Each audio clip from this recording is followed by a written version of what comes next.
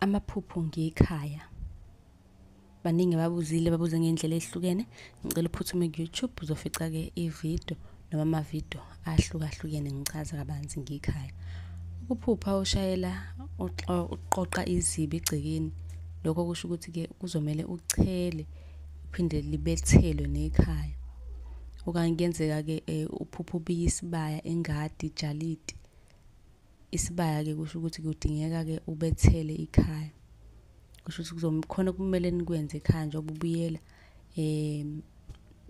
uyabiyela ngabe wenza isibaya kusho ukuthi kudinga ukuthi-ke kube khona ukubethela okwenziwayo ekhaya. Sonke siyakwazi-ke ukubethela.